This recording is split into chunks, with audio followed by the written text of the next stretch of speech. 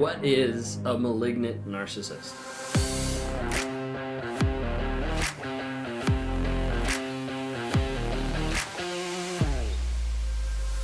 A lot of times people are asking this question and they want to know a little bit more in depth. So I normally don't touch on this, and I wanted to touch on it today and dive into it a little bit. So I brought some resources. So I've got this one that we're going to dive into right now, which is going to be The Narcissist in Your Life by Julie Call, to be able to start looking into what is malignant narcissism, what does it look like, and some attributes about it. If you guys are new here, my name is Ben Taylor. I'm a self-aware narcissist on this channel to provide awareness, growth, healing, and change. I do it on all different platforms out there. TikTok, Instagram, Facebook, YouTube, LinkedIn. Follow us under Raw Motivations. If you want to hear from the wife's perspective, would love to have you interact with that podcast on Apple Podcasts, and it's called Trauma, Drama, and Life. It's myself and Kayla, my wife. We sit down and we talk for 15, 20 minutes answering your questions that you've sent in, or just talking through some of our life experiences of the trauma and the drama of being with a narcissist, and also why she stayed and why we're making it work. So love to have you be a part of that. If you're getting out of a narcissistic relationship and you feel crazy, you need to start writing down some of the things you've gone through. You need to start questioning sometimes your own reality, because we live oftentimes in a fantasy. So we produced this book, and it's up on Amazon, and links down below, but it's a journal for you to actually start journaling. There's over 100 prompts inside it to be able to have you start to question, wait a second, what am I actually thinking? What am I actually believing in the scenario? And you can get that on Amazon, From Fantasy to Reality. One of the things we've been trying to create is the NARC app. It's Narcissistic Abuse Recovery Community.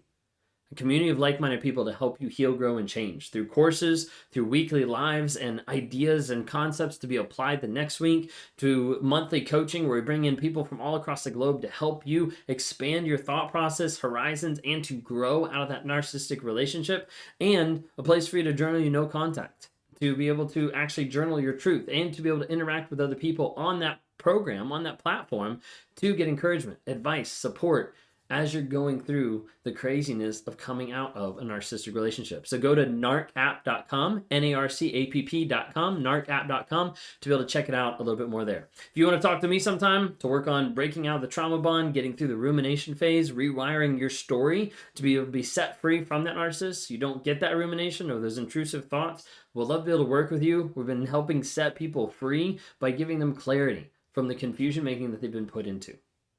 Well, we wanted to dive in today going into the aspect of malignant narcissists. And we want to touch base on, I mentioned earlier, we've got the book, The Narcissist in Your Life by Julie Call.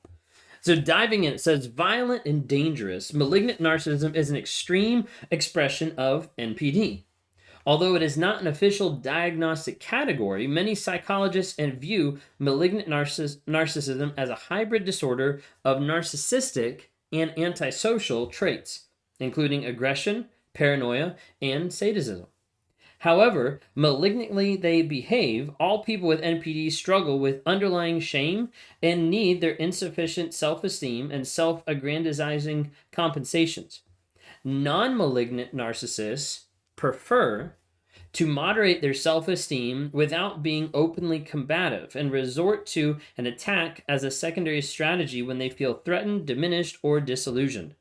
Malignant narcissists, on the other hand, meet their needs primarily through exploitation and dominance, which may include emotional, psychological, physical, and/or sexual violation.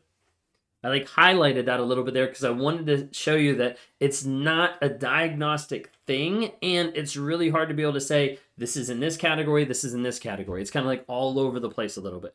But the idea is hey, with a malignant, they're going to primarily use these ways. With a non-malignant narcissist, they might prefer to use other ways. So they can still kind of intermingle, intermesh, go back and forth a little bit. There's not a hard, fast criteria of this is malignant, this is not. So just to give you an idea.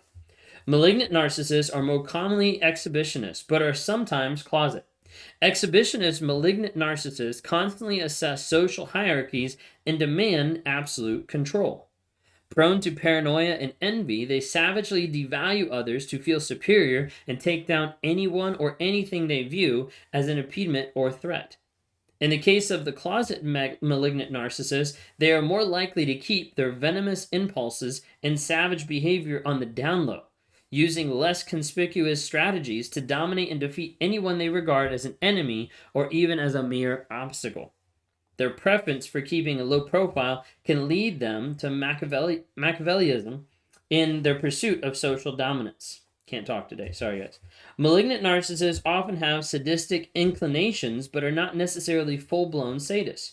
Although malignant narcissists may enjoy willfully inflicting suffering or humiliation on others, their primary motivation, as is the case with all people who suffer with NPD, is to drive away deep-seated feelings of defectiveness. So it dives in and gives you a little bit more of an idea about the malignant narcissist. So this book actually has 12 characteristics. They're not traits because we're not diagnosing. We're never diagnosing. We're just giving traits. But it says here's additional characteristics often seen in the malignant narcissist. Number 1, routinely ridicules and humiliates others in games of one-upmanship. How many times have you seen something where it's like, oh yeah, well, you did that, well, I did this.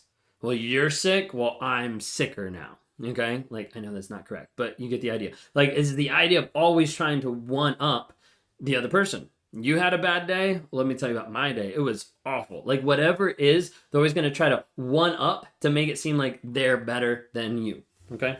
Number 2, studies a group for the most vulnerable and attacks to display dominance.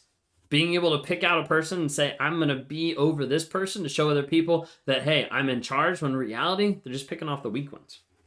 Number 3, flouts rules and codes of conduct. Often I'm saying like, hey, this is what you have to do. You have to be subservient to this. Number 4, views weakness with ruthless contempt. A lot of times narcissists think like vulnerability is weakness anyways. So a lot of times they'll go after people of like, oh, like you're weak. Let me attack you. Let me cut you down. Let me show that you're actually weak and I'm a good person. That kind of an idea. Number 5, isolates others from social support. A lot of times you see this with all narcissists, so I don't know why it's exactly this characteristic, but a lot of narcissists will isolate you from other people. Now, side note, narcissists typically don't say, no, you can't do that. Okay, they normally come alongside and they make a big issue about the holiday, about the hanging out with friends, with family, whatever it is, and they make it feel and seem like you're inconveniencing and you're hurting them because they're putting their emotions on you and you have to deal with how they're emotionally handling you abandoning them by going to be with friends and family or hang out. Okay, so a lot of times they're not saying, no, you can't do this, but they're manipulating the situation so you know if you go do this, there will be consequences that will make your life feel awful. Number 6, engages in impulsive and calculated destruction. And so sometimes it's just like, boom, destruction. And sometimes it's, let me plan this out because of X, Y, and Z. You get a lot of that frame coming in with antisocial. Number 7, violates personal boundaries, social norms, and taboos.